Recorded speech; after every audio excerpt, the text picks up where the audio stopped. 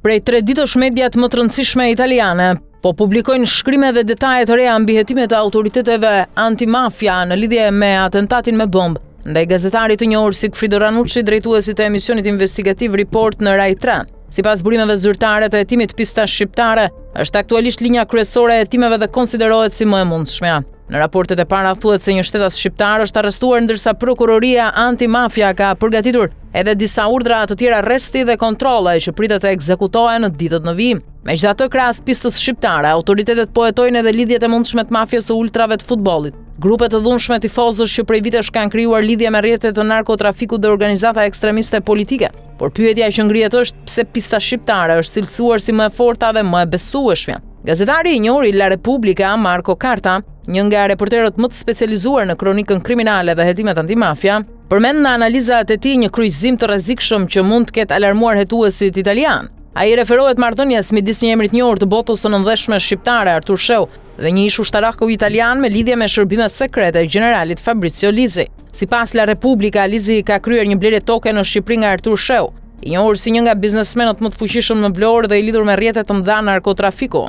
Kjo lidhje, sipas ekspertëve italianë, ngre dyshime serioze për ndërthurje të interesave midis strukturave mafioze dhe elementëve të sigurisë, një kombinim që në historinë e Italisë ka prodhuar gjithmonë ngjarje të rënda. Një tjetër element që ka shtyrë hetuesit italian drejt pistës shqiptare është fakti që emisioni Report kishte zhvilluar gjatë vitit të fundit një investigim të thellë mbi rrjetet kriminale shqiptare të përfshira në menaxhimin e qendrave të emigrantëve në Shëngjin dhe Gjadër. Sipas burimeve të Report, disa nga këto struktura ishin të lidhura me bizneset e afërta me qeverinë shqiptare, përfshirë kompani që kishin marrë fonde publike dhe kontrata të dyshimta.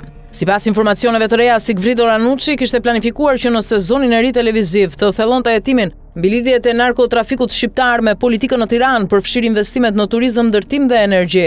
Gazetarët e Report kishin zbuluar indicie konkrete që tregonin për kalimin e kapitaleve të krimit në sektorin e energjisë diellore, një nga fushat më të financuara nga qeveria shqiptare gjatë viteve të fundit. Nëse këto investime rezultojnë të lidhura me rrjetet e narkotrafikut, hetimi i Report mund të ketë goditur interesa shumë të fuqishme në Shqipëri dhe më gjerë, një arsye e mundshme për sulmin e organizuar ndaj gazetarit. Vetëm përmendja publike e pistës shqiptare nga prokuroria antimafia është një tronditje për qeverinë e Edi Ramës. Në mënyrë indirekte, Italia po i dërgon sinjal Tiranës se lidhjet midis krimit dhe pushtetit nuk mund mbulohen më me retorik politike.